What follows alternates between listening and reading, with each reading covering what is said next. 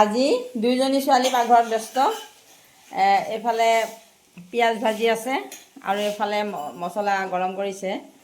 এয়া হৈছে ডাঙৰজনী আৰু এইফালে সৰুজনী ছোৱালী। ইয়াতে দুইজনী আজি মাংস পোলাও বনাব। সৰুজনী হোষ্টেলৰ পৰা আহিছে, গতিকে মাংস আৰু পোলাওৰ আজি প্ৰস্তুতি চলিছে। এয়া মাংস মেৰিনেট কৰি থৈছে, প্ৰায় এঘণ্টামান হ'ল। মাংসখিনি কিহেৰে মেৰিনেট কৰিছা? ইয়াতে দৈ দি মেৰিনেট কৰিছোঁ। ইয়াতে কাশ্মীৰী লাল মিৰ্চ, তাৰপিছতে জিৰা পাউডাৰ, হালধি আৰু নিমখ দিয়া আছে। ঠিকে আছে, সেইখিনি প্ৰায় এঘণ্টামান মেৰিনেট কৰা হ'ল। আৰু ইফালে আলু ভাজি থৈছে, ইফালে ওলকবি কাটি থৈছে। ইফালে চালাডৰ কাৰণে আকৌ পিঁয়াজ, গাজৰ, তিয়ঁহ, বিট, ইফালে ধনিয়া, বিলাহী, পদুনা আজি সুন্দৰকৈ এইবিলাক বনোৱা হৈ আছে। আজি মই অকণমান ৰেষ্ট পাইছোঁ বাৰু। এতিয়া মাংস বনাওঁতে অলপ সময় লাগিব বাৰু। মাংস বহালেই মাংস বনোৱা হৈ আছে। এতিয়া ভাজি আছে মাংসখিনি। ৰংটো কিন্তু এতিয়াই খুব সুন্দৰ হৈছে, কাৰণ মেৰিনেট কৰি থওঁতে তাই খুব ভাল বস্তুৱে দিছিল বাৰু, আৰু সেইকাৰণে ৰংটো খুব ধুনীয়া হৈছে। এতিয়া মাংস বনি আছে আৰু মাংসখিনি ভাজি থাকোঁতে ৰংটো ধুনীয়া হৈছে দেই।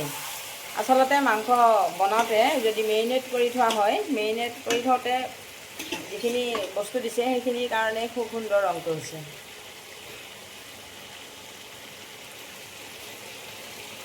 এতিয়া অলপ গুড়ি মছলা দিলে, ইয়াতে জিৰা, জালুক যিখিনি গৰম কৰিছিল আৰু সেইখিনি,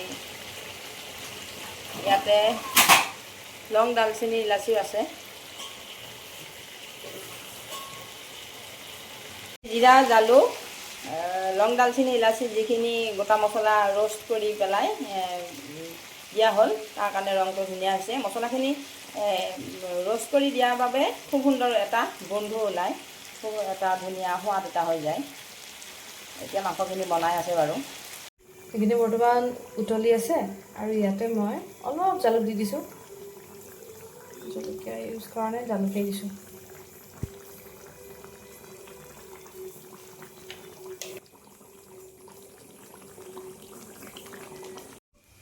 মাংসখিনি হৈ গ'ল। এতিয়া আকৌ পোলাওৰ কাৰণে চাউল ভাজি আছে আমাৰ সৰুজনী ছোৱালীয়ে। তাই গুৱাহাটী ইউনিভাৰ্চিটিৰ হোষ্টেলত থাকে। আজি আহিছে। ডাঙৰজনীয়ে মাংস বনালে আৰু সৰুজনীয়ে এতিয়া আকৌ পোলাওৰ কাৰণে চাউল ভাজি আছে। কি হয় দেখা যাক। সময় হৈছে, এইখিনি সময় এতিয়া থালত সজাইছোঁ পোলাও আৰু চিকেন লেগ পিচ। এইটো